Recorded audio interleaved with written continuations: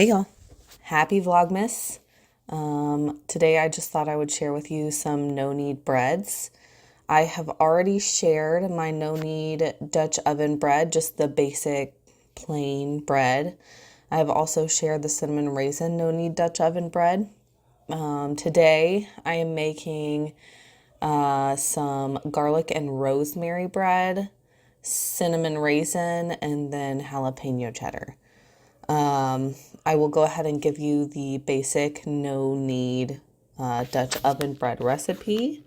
This is super easy to modify, and that's how each of these are made. So for the basic no-knead Dutch oven bread, you will need to combine 4 cups of flour, 1 tablespoon of instant dry yeast, 2 tablespoons of salt. You can add a little bit more if you'd like. I've started using 1 tablespoon of salt just because I prefer the flavor. And then 2 cups of lukewarm water. You don't want it to be too hot. You don't want it to be too cold. Just room temperature or slightly warmer. And then you are going to combine that all together. You're going to get a very tacky dough. And then you're going to let it rest for at least an hour and a half. You can let this sit, up to 24 hours. Or you can do it at the hour and a half. It needs to be at least an hour and a half though. This first round can be as long as, up to 24 hours, but it needs to be at least an hour and a half. Once you are ready to bake your bread, you are going to get a piece of parchment paper and a little bit of flour, and then dump your dough out onto your parchment paper. And then you are going to organize your bread. You are not kneading it. You're just folding it into itself until you get a smooth top. Once you get that done, you'll put the parchment paper with the dough inside of it back into the bowl to let it rest for another 30 minutes. While this is resting, you are going to take your Dutch oven and put it into your oven.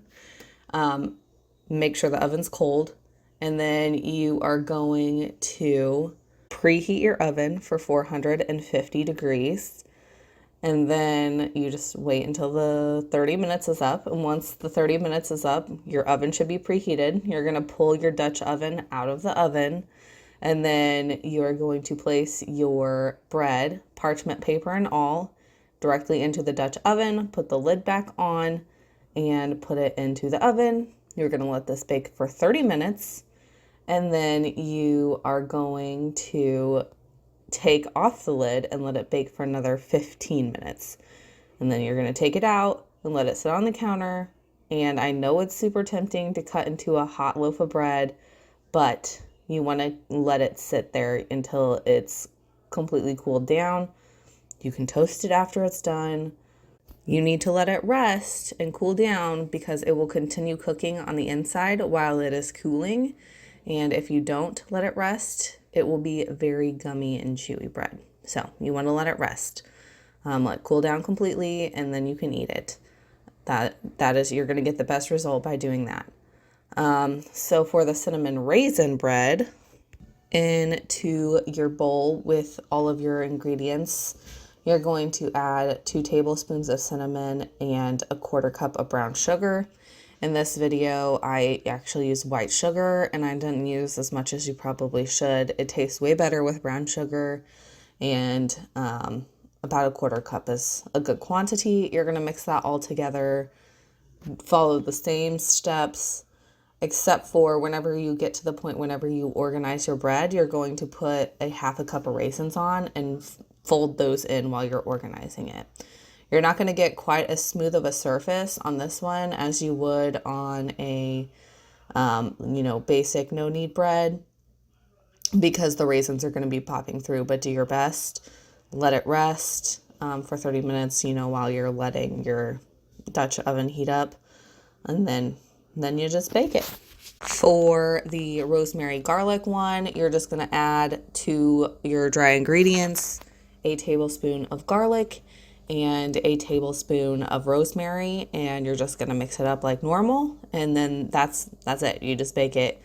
This is my personal favorite. I personally love the flavor of rosemary. It is delightful. So I would recommend giving this one a try. My husband's favorite is the cheddar jalapeno. So you just add to your dry ingredients, you're just going to add a tablespoon of garlic, and you're going to make it like normal. And then whenever you go to fold in your or organize your bread, you're going to fold in a diced up jalapeno and about a half a cup of cheddar cheese.